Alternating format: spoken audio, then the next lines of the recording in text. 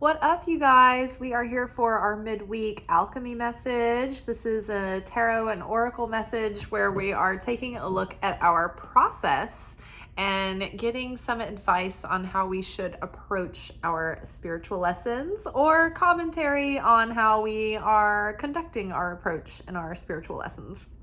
And it's a very encouraging message for the middle of the week. From the Wild Unknown Alchemy deck, we've got Spiritus Rector, or Benevolent Guide, Busy Little Bee,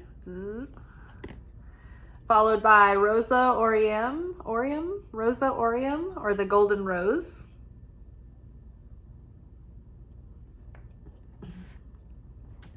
followed by Luna, or Moon,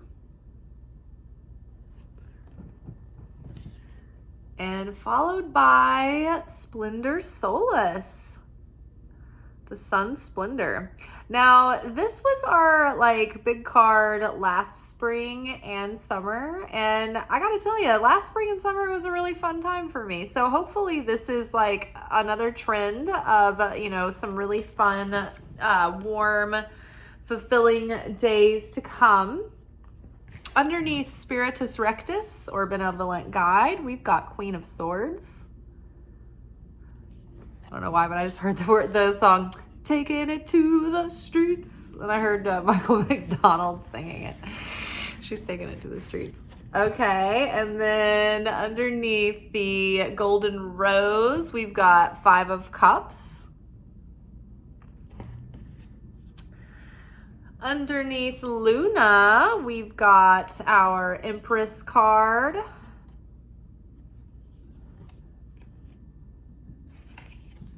And underneath the Sun Splendor, we've got the Hierophant. So yeah, all is well and good. Benevolent Guide comes to comfort us and assure us that we're not in this alone. It can be really easy to get busy in the lab, doing the work on the self, busy, chipping away at our goals, at our dreams. I know if you are a fellow business owner or entrepreneur, it is constantly demanding, and you have to make yourself cut off and block out time to relax and to be in rest and not constantly thinking about work. It is even harder to take, days off and just spend them connecting with the people that we love. We can get really isolated in our busyness, right? We've got this busy bee here. And, a lot of times when we're going through different times and different seasons of our life, our soul needs a lot of attention and work.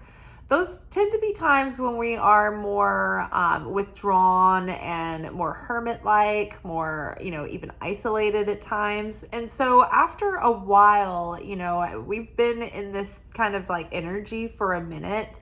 I remember a lot of the readings over the last several weeks and couple of months have been very hermit oriented. It's been all about, diving deep and hunkering down and doing the work and reflecting. And now, we might be feeling a little bit part of us feels a little isolated, but then part of us is determined to keep going and keep riding this high of momentum and inspiration. But I feel maybe in the middle of the week you might have opportunities to spend time with some loved ones, or it's a reminder to to connect with spirit on a daily basis. Don't get so caught up in the work that you forget to actually stop and have that sacred time to connect to source, to nourish your soul, and to remind yourself of all the goodness that's coming in and how far you've come as well, and to just take in the appreciation of the blessings in your life. So Spiritus Rector, Benevolent Guide, assures us that not only do we have people around us in our lives that love us, we're not alone, We just kind of need to put our pencils down, push our work away for a minute and just make time to connect with the people who are important with us, to have fun, to have fellowship, to have, affection and intimacy and quality time with companions. And not to mention, there is also like an entire army of spiritual help and guidance, our angels, our loved ones that are our ancestors watching over us, maybe ascended masters that our soul is working with.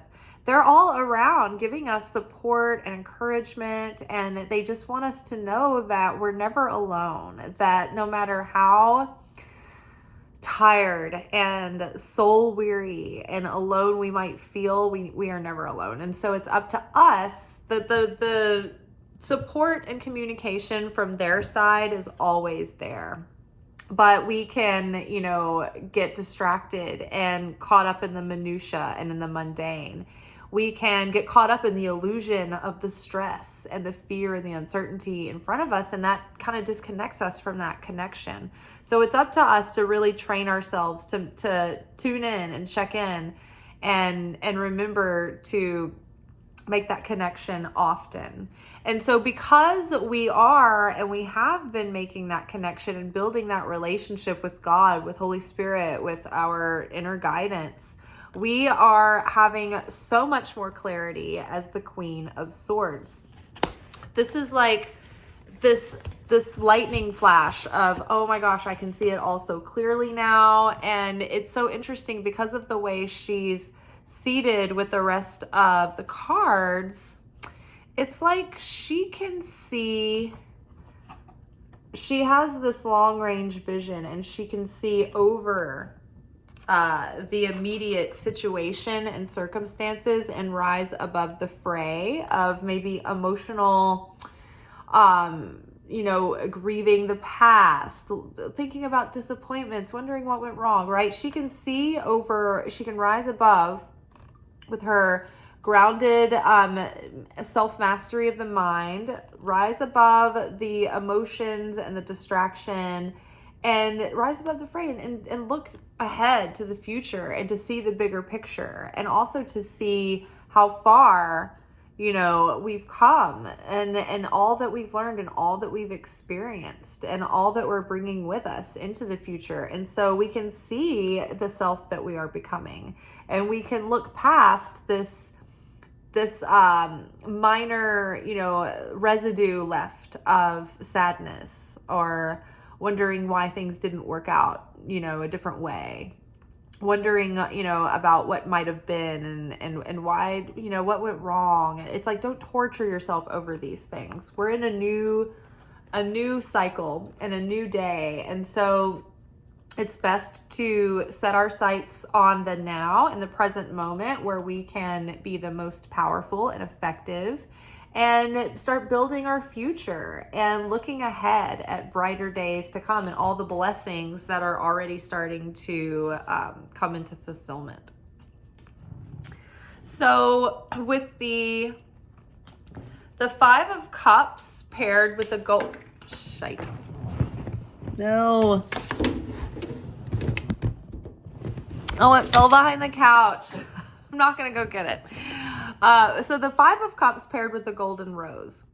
The Golden Rose is a card that talks about...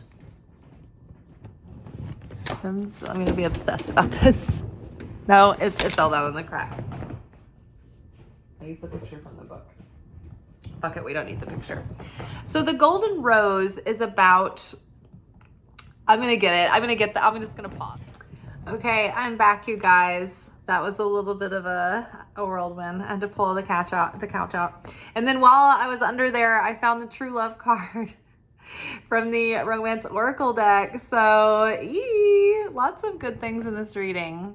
Okay, so the Golden Rose. The outer petals they represent the things in life that we have more of a solid grasp on. The petals are experiences that have already revealed things about ourselves. These are the things that we know, we understand about ourselves and about life.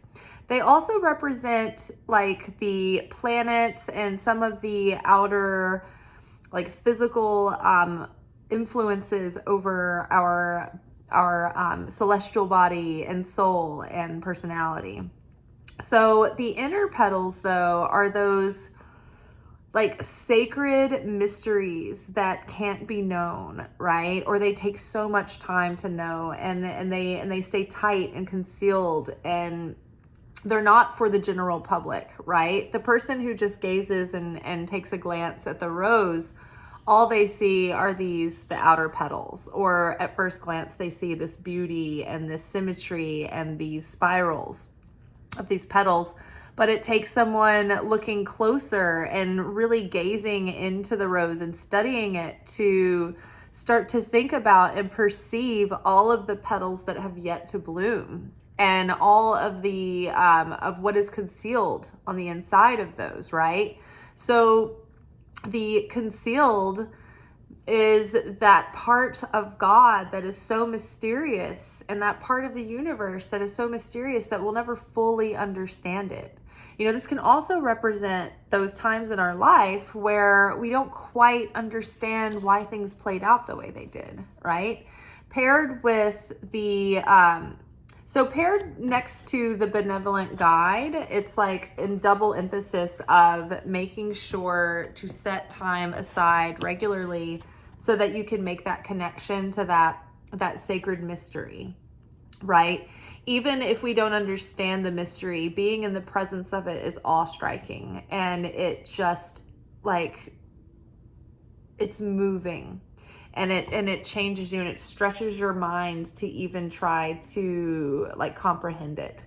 It's amazing. I think that's what we're doing in the Saturday night secret teachings of Jesus, when we are delving into the Gnostic Gospels. And it's sometimes so abstract that it's a stretch of the mind to be able to try to take it in, you know? And that's why the aspects of God are filtered down in such a way that we can digest even the thought of God, right? And that's why we have these anthropomorphized like archetypes that remind us of the different aspects of God, because it's the way that we can digest and understand and comprehend something that's incomprehensible, right? But it gives us enough to hold on to, enough to relate to, so that it's alive in us, and it's not so far fetched that it doesn't have there's no spark of life or connection in it for us.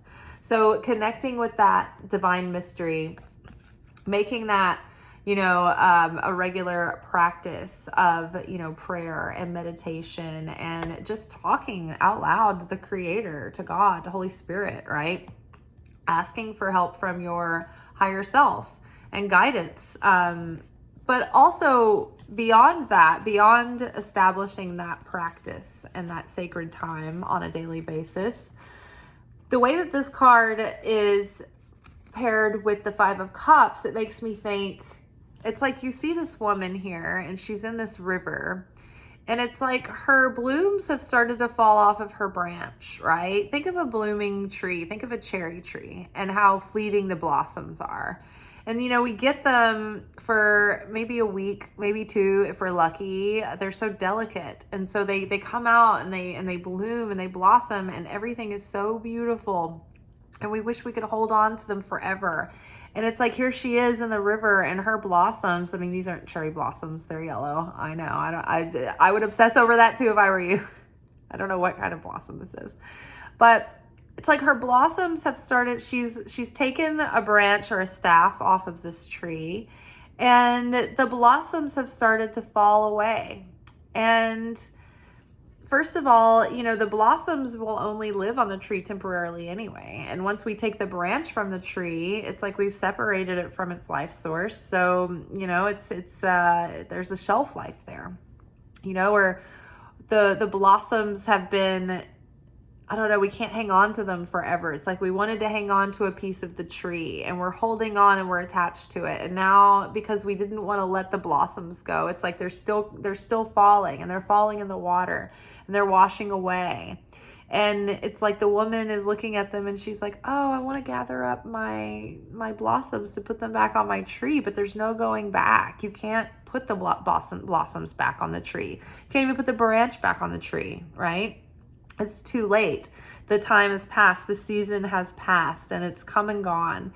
And so in the traditional tarot, it shows the character standing on the riverbanks looking at their spilled cups into the water. And it's like what you've lost is already spilt out. It's already gone. You can't get that back.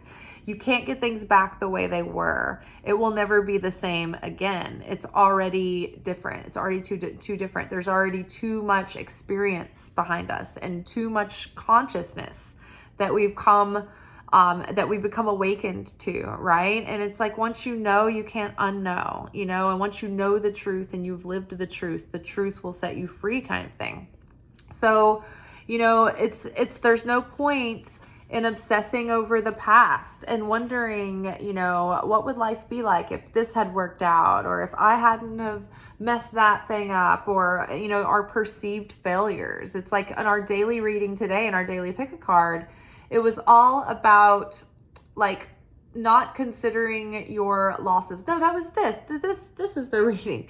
But it was like, this is like, so there's a lyric in Nelly's song Batter Up.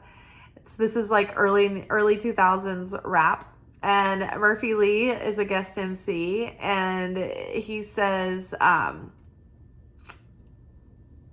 want my name not yelled but screamed. I went from fantasy to dreams, from dreams to bigger things. I've been in it since 93. You can tell because my L angled 90 degrees.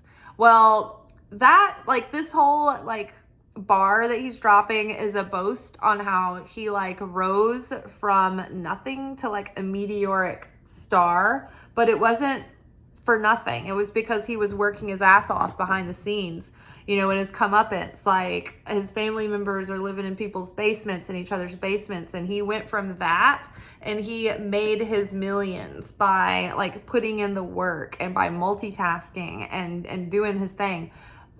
He goes more into detail in the other bars that he drops them like they're hot. But the L angled 90 degrees is like when people talk about making your loss a win. It's like that loss, that L that he took, when you take a loss, when you take an L, it's like it's angled at 90 degrees. So think about it. When you fall over, instead of falling over, it's like you're going straight up to success, right? It's like you've maybe fallen and hit rock bottom, but from there's nowhere to go but up. That is what that means. That L is angled on 90 degrees. So it's like all of your failures, all of your losses have set you up to fail forward because you learn from them. Because every time you become stronger, you become more savvy, you become more street smart, you become more determined, you have more purpose. You are more like less likely to waste your time and energy on things. So don't cry over spilled milk. Don't bemoan your fates. Don't wish things could be different. Just accept where you're at now and make the most of it with being present in what is. And building our future from here, not obsessing over the past or what we could have been different or woulda, coulda, shouldas, or I was a failure and I failed and nothing ever worked out and they said this and that I'm brokenhearted still and I have this grudge. It's like, just let it all go. It's never, you can never have things back the way they were. So if you're sentimentalizing something or putting it on a pedestal, just know some things are not meant to be understood, right? Some things were just meant to play out the way they were because that's what you needed to like open you up to your next level. Some things will make sense in time, but it's just going to take time. And so we can't obsess over it for now. Instead, our energy and our like life force and our vitality is best served with healing, relaxing into this moment,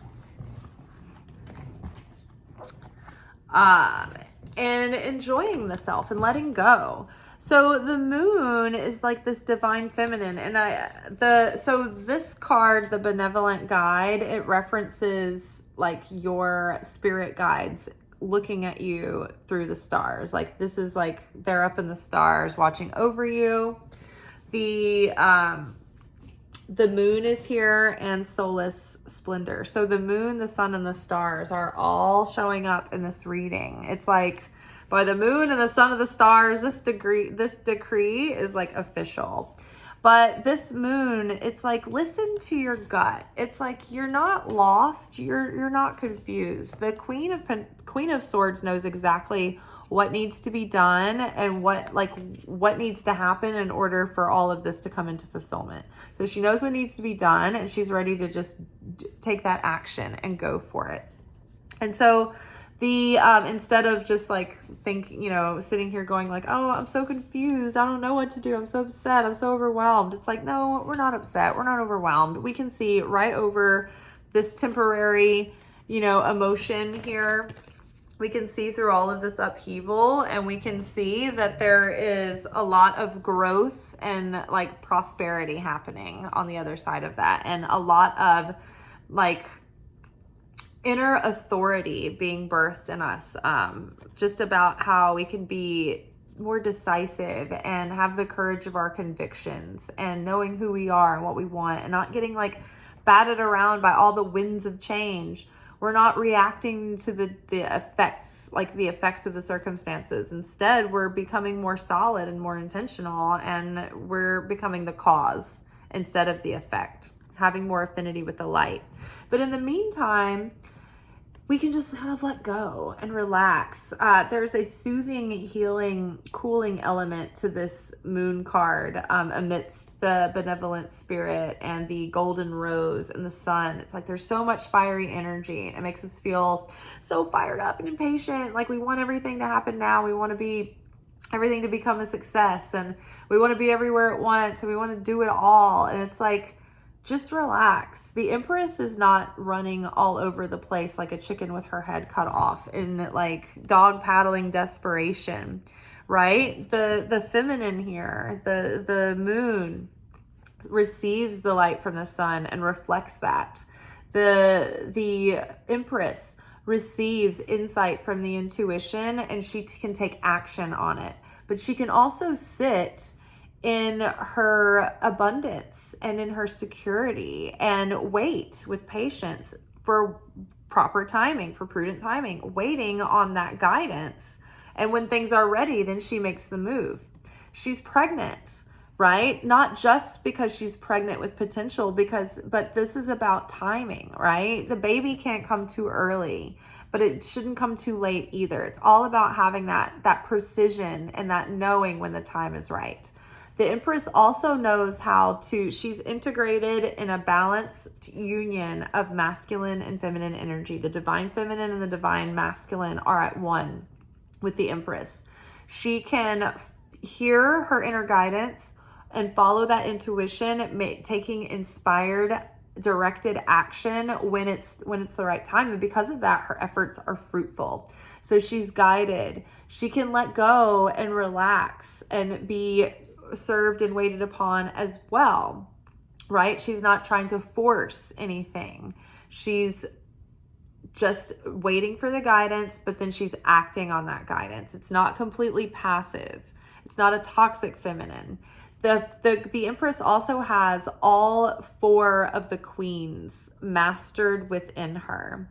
And this is also like this is an Aries card. The Emperor and the Empress are Aries cards. And we are in our final days of Aries season, which is so sad. I don't want it to end. I'm not ready to go into Taurus yet. But my birthday is Friday, you guys. So put that in your pipe and smoke it. I'm an Aries. I'm on the last day of Aries. I'm a cusp. So yes, something is really coming into fruition. We're really coming into our own, and like beautiful abundance and security are like at the threshold right now.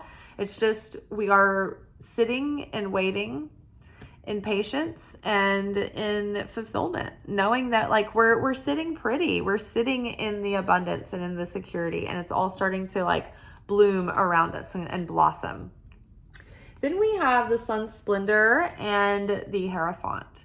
Now it's like we've come through this amazing and intense and life-altering transformation.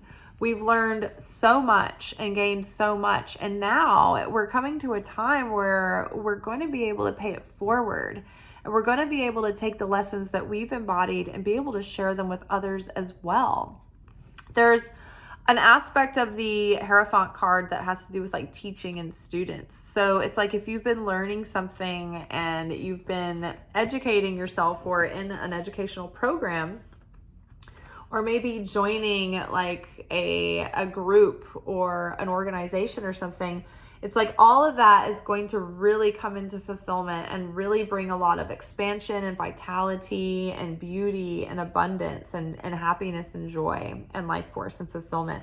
This sun splendor, that's what it is. It's like, look at this, everything's in blossom. You've got all these gemstones. You've got the warmth of the sun coming through, the still waters. This is inner peace. This is serenity. This is fulfillment.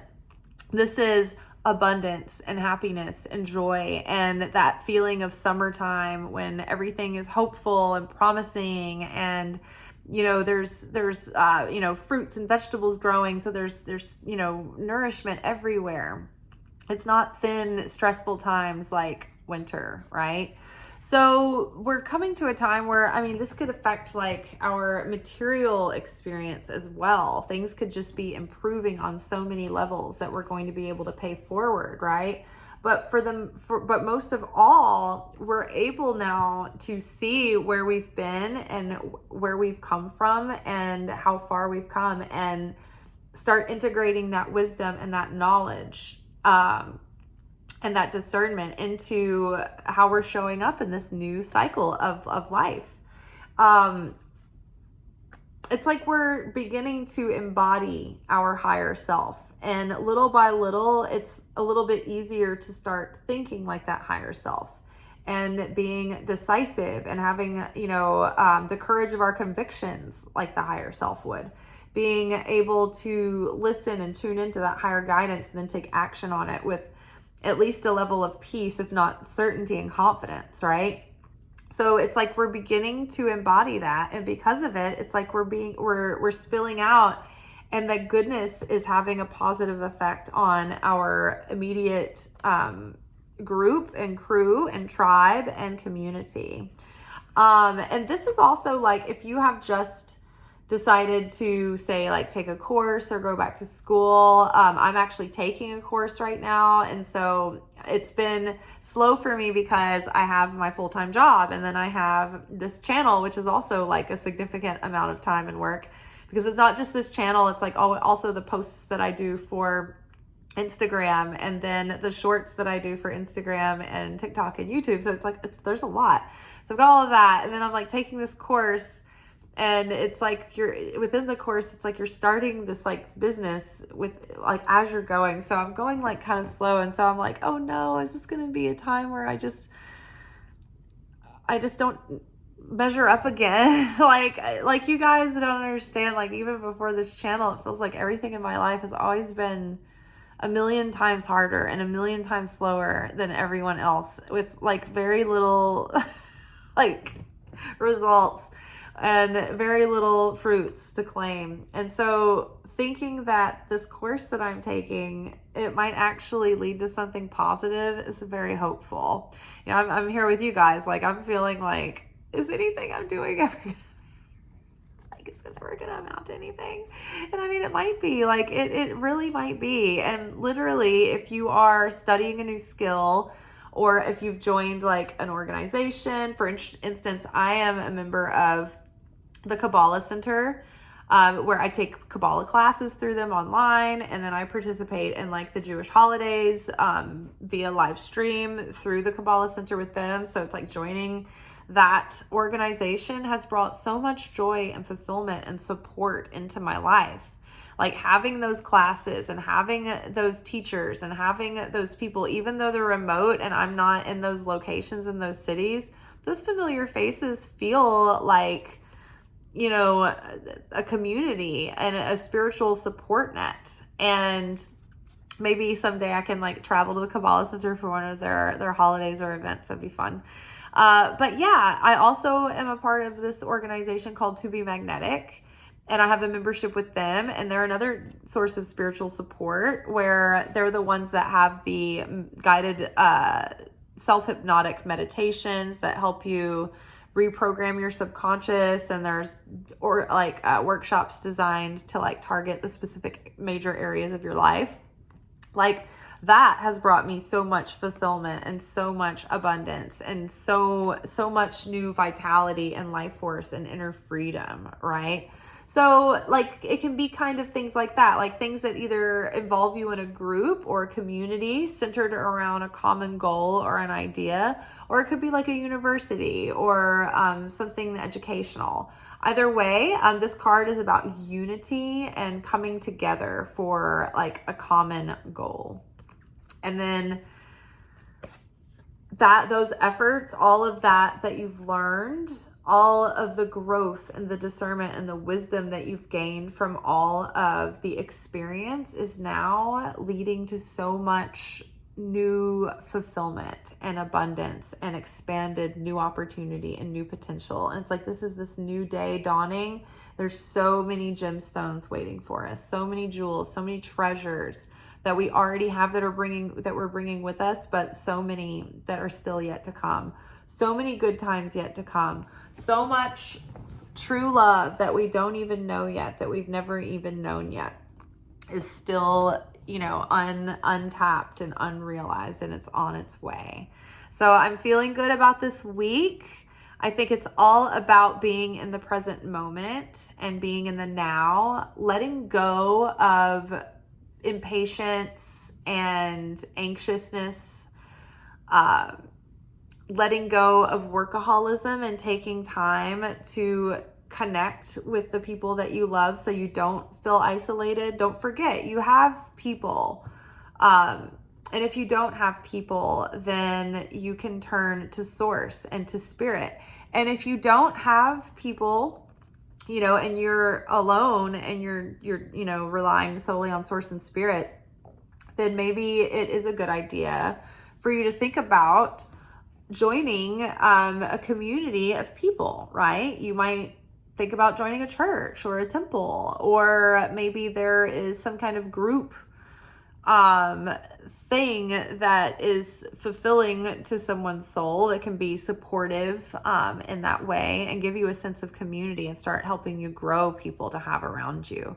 You know, there are different support groups that, you know, if you find yourself isolated and you have, say, you know, substance abuse problems, you could go to AA meetings. And if you have, like, say, there like codependency issues, there are like codependent anonymous meetings and things like that. I've never been to one of these support meetings, but I do have friends that have been a part of them, and it's been very helpful for them, and they've really liked it a lot. So don't knock it till you try it, I guess.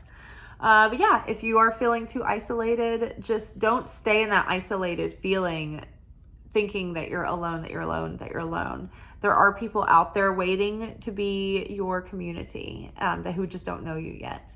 And you may have people in your community that you may have taken for granted, or you may think that they're taking you for granted, and maybe you just need to be the one to reach out.